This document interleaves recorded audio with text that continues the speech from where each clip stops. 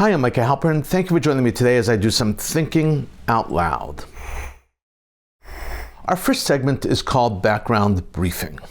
The first thing I've been thinking about is the debate about hostages for terrorists. Is it the right thing to do? The deal with Hamas is more complicated than it appears. The complexity is not about the return of those who were horrifically ripped from their homes and from the music festival, kidnapped in exchange for a ceasefire and the release of thousands of convicted terrorists in Israeli prisons.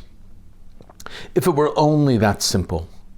The international media and even most of the Israeli media have adopted the point of view of return the kidnapped hostages, return them home at any price. They cover and celebrate the release of the hostages, which is important. Yet there have been significant protests in Israel challenging the deal, which have gone largely uncovered. The protesters challenge the wisdom of the deal with Hamas, period, of releasing prisoners convicted of terror and mass murdering Israelis. Some of those protesting are families of the hostages. The price and the cost of the deal are exactly what needs to be discussed and debated. Of course, those protesting want to bring the kidnapped home. Every person with a heart and a soul wants them home. And now I need to ask again, at what price? Is making a deal with the devil worth it? Is making a deal with the devil even moral? Releasing convicted Palestinian terrorists will undoubtedly lead to more Israeli deaths down the road. This is not a theory, but an absolute axiom. Ronen Bar, the head of Israel's Shin Bet, its internal security service, said that 82% of the Palestinian prisoners being released now in this deal were previously released in the prisoner release in 2011 in return for Gilad Shalit, a single Israeli who was kidnapped and held underground by Hamas for 5 years. Bar added that 200 of those on the list to be released were already rearrested after their earlier November 2023 release in exchange for the first kidnapped victims of that horrific day, October 7th, 2023. Gilad Shalit was kidnapped from his post in Israel, close to the Gaza border, in June of 2006, and spent over 5 years underground in captivity until 2011 in the hands of Hamas. He was transferred back to Israel, and for him, Israel released 1,027 terrorists who were convicted in court, serving their prison term. The most significant of those released convicted terrorists was Yahya Sinwar, the architect and mastermind of the horrific October 7th massacre. It is very unusual for terrorists to rehabilitate. Recidivism rate among terrorists is extremely high. Experience and history tells us that after terrorists get out of prison, they perpetrate more terror. Moreover, releasing prisoners is an affront to the legal system that tried and convicted them of their crimes. Releasing them is also a slap in the face of the families of their victims, as well as the memories of the victims. The families of victims of terror have petitioned the Israeli Supreme Court to stop the release of terrorists, or at least make public the names of the terrorists to be released. Since when does the political echelon, the political leadership, have the ability to upend the judicial process? It is a mistake. It makes mockery of justice. It desecrates the memories of victims. This deal with Hamas smacks more of extortion than of a diplomatic agreement. Hamas is threatening Israel and the U.S. If Israel does not release the Palestinian terrorists in Israeli jails, then your loved ones, those kidnapped on October 7th, will die. That's what they're saying. This becomes a critical question. Of all the victims taken captive on October 7th, how many are actually still alive? Israel wants to know. Hamas will not say. Israel's hold on that hope constantly that a significant number of those kidnapped by Hamas are still alive. That hope is that Hamas is ace in the hole for them. Israel will let terrorists out of prison in the hope that live Israelis will get out of the hell they have been experiencing for nearly 500 days. Israel will also release terrorists for the bodies of those who died in the hell of Hamas's captivity. May their memories be a blessing. Coming up, points of view. First up is a column published in the Jerusalem Post on January 24th, 2025. It's written by Yaakov Katz. The column is entitled, Halevi's Resignation Was Overdue. Now's the time for a state inquiry. Opinion, subtitled, The government must follow Halevi's suit and commit to a rigorous, independent investigation of events that led to October 7th. Only this can help Israel learn from its mistakes and emerge stronger. This is how Katz begins. Along with Bamba, Krembo, and other iconic Israeli inventions, the country is also known for creating a so-called take responsibility that often falls short of actually taking responsibility. This peculiar trend is rampant in Israeli leadership, particularly in moments of crisis, when leaders will verbally accept blame without truly following through with meaningful action. That is why when IDF Chief of Staff Lieutenant General Herzi Halevi admitted in the wake of the Hamas invasion on October 7th that he had failed and that the failures would be investigated, he was praised by some for taking responsibility. Katz says it took Halevi way too long to resign, and I, for two, agree with Katz wholeheartedly. He writes, in contrast, Aaron Haliva, the head of military intelligence at the time of the attack, did just that. In April 2024, Haliva resigned, accepting consequences of the mistakes that led to the disaster. Halevi, however, chose to stay on. There were reasons for his decision, both strategic and personal. On one hand, Israel was engaged in the war, and the need for stability at the helm of the military was paramount. On the other hand, Halevi, like many others in leadership positions, likely felt that he could weather the storm. Also, close associates privately told him that if Prime Minister Benjamin Netanyahu could retain his position despite the political fallout from the attack, why couldn't he? Katz relates that Halevi said that he had to stay in his post because of stability. But it is hard to accept that argument, certainly for me and certainly for Katz. Katz writes, this, of course, was an exaggeration, but it had an impact. For 15 months, Halevi held on to his role, justifying his decision by citing the ongoing war. He claimed that his resignation would have been a distraction and that the IDF needed leadership focused on winning. In the military, such mistakes are not errors. They are catastrophic. Halevi's failure to step down earlier was a breach of the ethos of accountability that should guide military leadership. By remaining in his position, Halevi sent a message to the IDF. Even after the worst disaster in Israeli history, no one was being held accountable in a meaningful way. Why does this tell a young officer at the Bad Echad Officer Academy? What does it tell him? Who is training to be a future leader in the IDF? There is no doubt, as I see it, Halevi should have stepped down much earlier, and Katz actually agrees with me in saying this. Katz writes, Halevi undoubtedly understood the gravity of his actions. On the wall in his conference room, a quote from David Ben-Gurion hangs for all to see. Every Jewish mother should know that she has entrusted the life of her son in the hands of worthy commanders. Being a worthy commander means knowing when to step down and recognizing when one's continued presence in the role does more harm than good. None of this detracts from Halevi's significant contributions over the course of his career. He has served in the IDF for over 40 years and led the military this past year to success in its battles against Hamas, Hezbollah, and Iran. Halevi deserves credit and gratitude for his lifetime of service to the security of the State of Israel, even though the tragedy of October 7th occurred under his watch. Nonetheless, the reasons for his resignation outweigh his past achievements. He made critical decisions the night between October 6th and 7th that contributed to the scope of the disaster.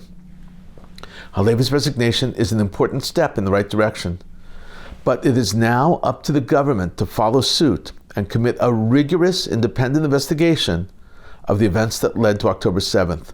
Only through such an inquiry can Israel hope to learn from its mistakes and emerge stronger. Thank you, Yaakov Katz. I sincerely hope that this resignation of Halevi is the beginning of serious accountability, something I've been calling for already since December of 2023. Next up is a column by Amin Ayub, and it was published in Ynet, January 24th, 2025. It's entitled, Turkey is More Dangerous to Israel Than Iran. Opinion: Turkey's influence is more widespread, ideological, interconnected with the larger regional power struggle.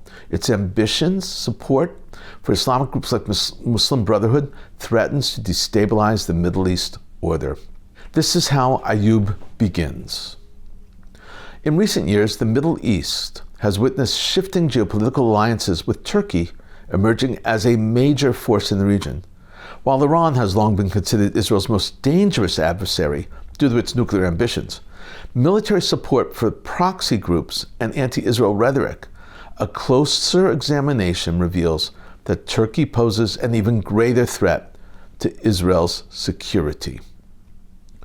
This threat is not only shaped by Turkey's regional ambitions, but also its ideological alignment with groups like the Muslim Brotherhood, which directly challenges Israel's stability.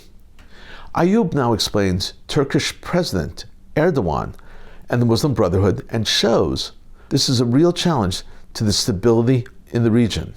He writes, one of the most significant factors contributing to Turkey's potential threat to Israel is its close ties with the Muslim Brotherhood, a Sunni Islamic movement founded in Egypt in 1928. The Muslim Brotherhood advocates for the establishment of an Islamic caliphate based on the interpretation of Islamic law and has historically been hostile to Israel's existence. Over the past decade, Turkey, under Erdogan, has forged an alliance with the Muslim Brotherhood, offering political, military, and financial support to the group and its affiliates across the Arab world. In countries like Egypt, Libya, and Syria, Turkey has supported Islamist factions linked to the Muslim Brotherhood, a move that directly undermines Israeli interests. Ayub now continues to explain the nexus between Erdogan and the Muslim Brotherhood, that they have an agenda for the region, and it's a very dangerous agenda, certainly if it comes to fruition. He writes, the Brotherhood's ideology is fundamentally opposed to the Jewish state, viewing Israel as an occupier of Muslim lands, and has historically called for the destruction. While Iran's threat to Israel is largely military and focused on nuclear issue, Turkey's connection with Muslim Brotherhood represents a deeper ideological challenge. This particularly concerning as Turkey uses its political and military clout to spread Muslim Brotherhood affiliated ideologies throughout the Arab world, which could destabilize the region further and create more hostile environments for Israel. In conclusion, Ayub says, yes, Iran is dangerous, but Turkey is even more dangerous. He writes, while Iran has long been considered Israel's greatest threat, the rise of Turkey as a regional power with a close ideological connection to the Muslim Brotherhood represents a potentially more dangerous challenge. Turkey's military interventions, its support for Sunni Islamist groups, and its ambition to restore Ottoman-era influence place it in direct opposition to Israeli interests. As such, Israel must adopt a multi-pronged strategy that addresses both the military and ideological aspects of the Turkish threat. In doing so, Israel can safeguard its security and navigate the increasingly complex dynamics of the Middle East. Thank you, Amin Ayub. This is a very important and extremely insightful column. Coming up, commentary through cartoons, where pictures tell the story. Today, once again, we're going to delve into the poster wars, where people are posting their love and their hate for Israel on the walls and street poles, light poles, and post boxes, mostly on the Upper West Side of Manhattan. These pictures come via my friend and hero, Glenn Richter, one of the main forces behind the student struggle for Soviet Jewry, he, together with a handful of others, galvanized a force that not only freed Soviet Jews, but literally led to the fall of the Soviet Empire. Once again, thank you, Glenn. I've selected 17 posters, some pro-Israel, some anti. I've mixed them up.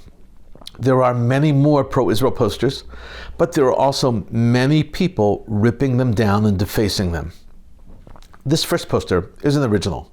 Bring them home now, it says. It has been ripped down, and under it, someone added a caustic, sardonic commentary. Wanted. Social justice warriors. To support rapists, terrorists must look the other way on homophobia and bigotry.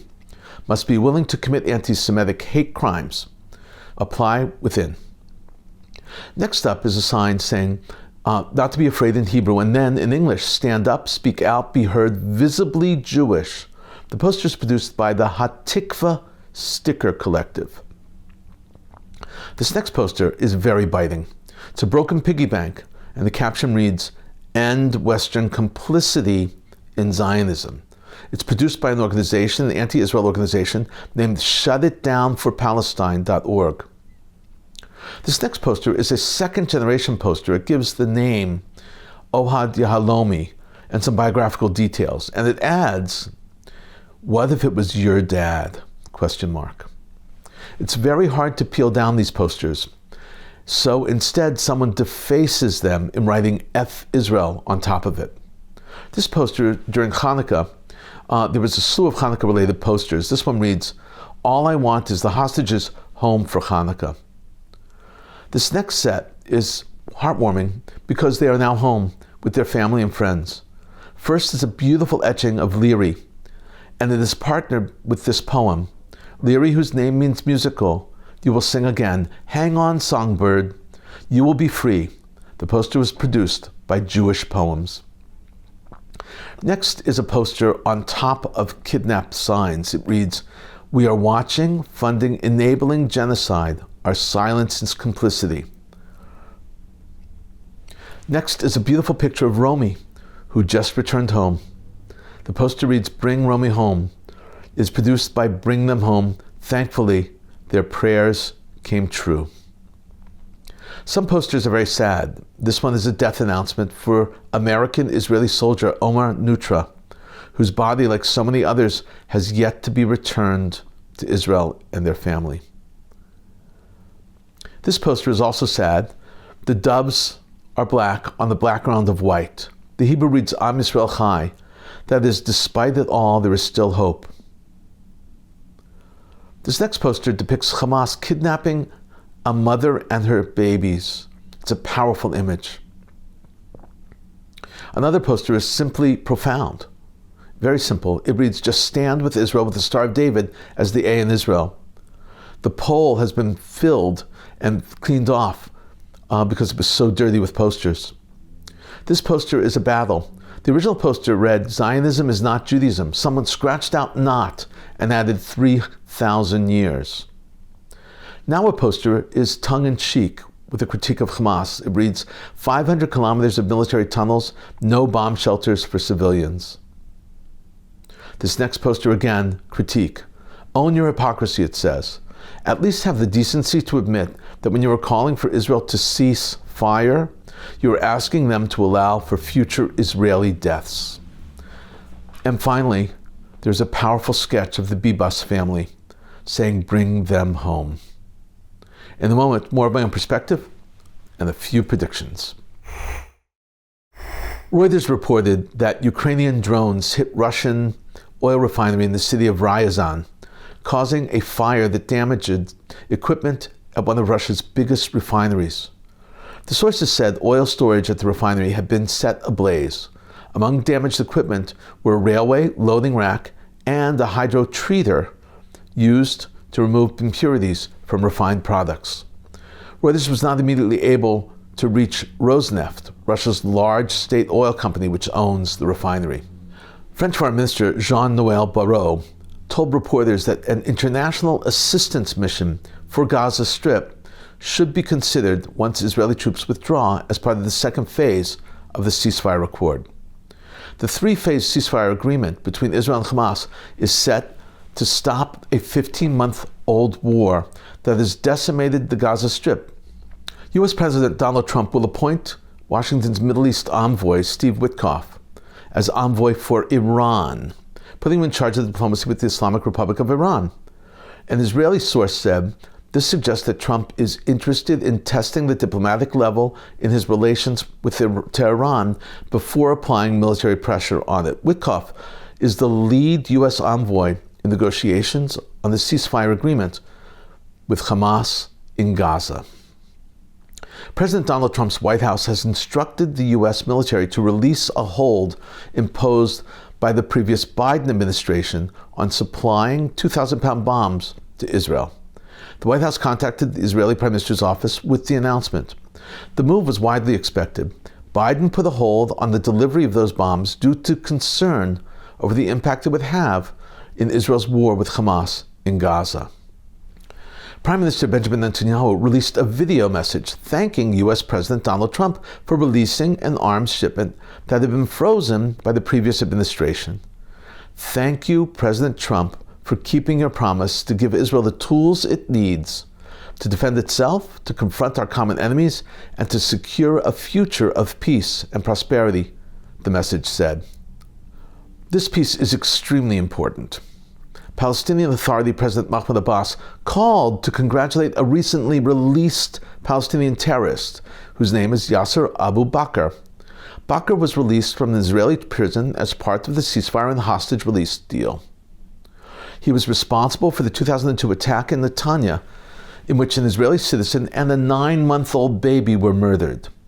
Abu Bakr is also responsible for the murder of a policeman, Konstantin Danilov, who was killed in the clash with terrorists that same year. A Palestinian prisoner refused to be released from Ketziot prison as part of the second phase of the hostage exchange deal to return to Gaza. Israeli officials confirmed that the individual was replaced by another prisoner to proceed with the agreement's terms. Some Palestinian prisoners are against the terms of the deal. One of those terms is signing that they will not return to a life of terror. As of this writing, Hamas has not announced how many of the 20-plus hostages who are to be released in the first phase of the ceasefire hostage release deal are still alive, thereby violating the agreement. They were supposed to do this from the very outset. This is an essential part of the first phase. Who are alive of the 20-plus hostages, we do not know.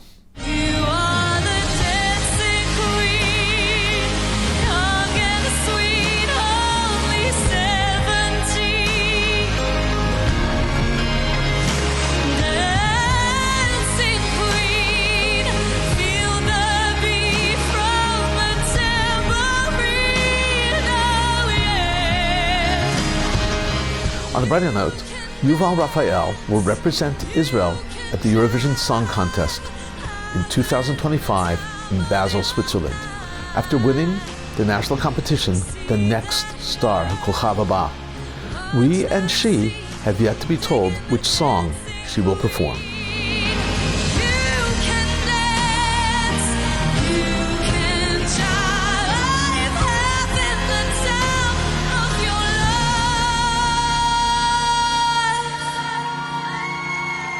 See that girl, watch that scene, digging the dancing queen, digging the dancing queen, dancing queen. We've been thinking out loud about a lot today.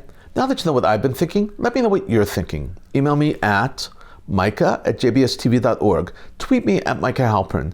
Tell me what you think. Before we end, let me leave you with one piquante piece of information. I want to show you the Hamas propaganda video of the recent transfer of 4 Israeli female soldiers known as the observationists. The video is jarring as we witness Hamas and people in Gaza celebrate what they see as a great victory and jubilantly parade the 4 young Israeli women. Again, like we saw last week, they are each given mementos in a brown bag.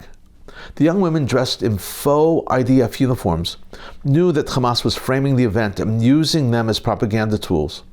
When they returned home to Israel, they explained that they did what they had to do.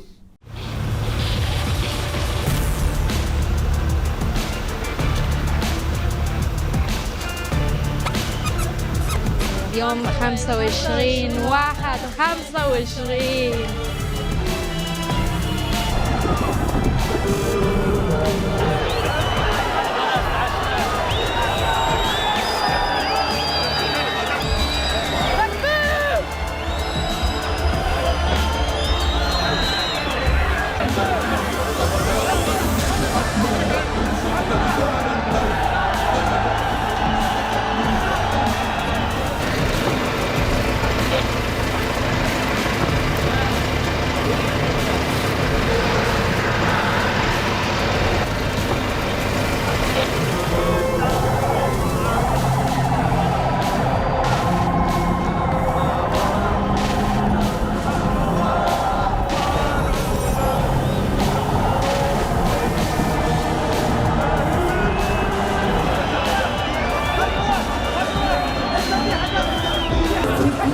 في اشتباك موقع سطح وخشب.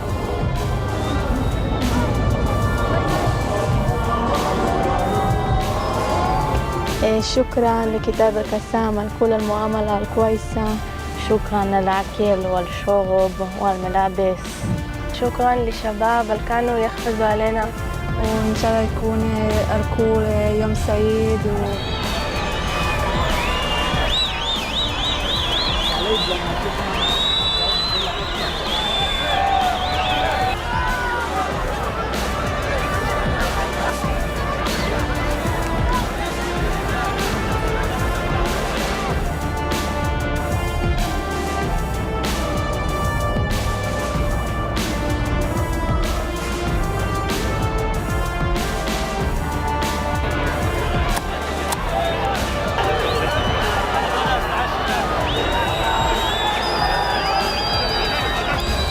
25/1/25.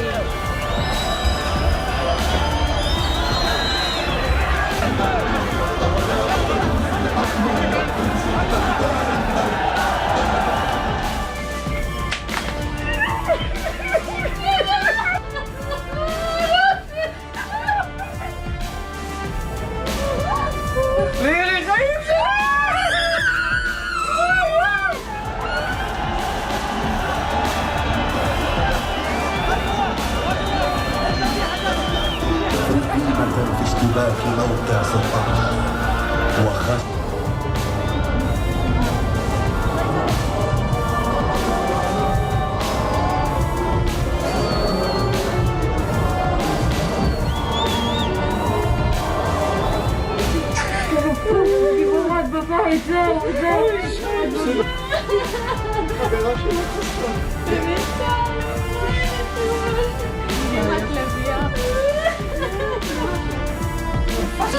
يلبك نمبر 1.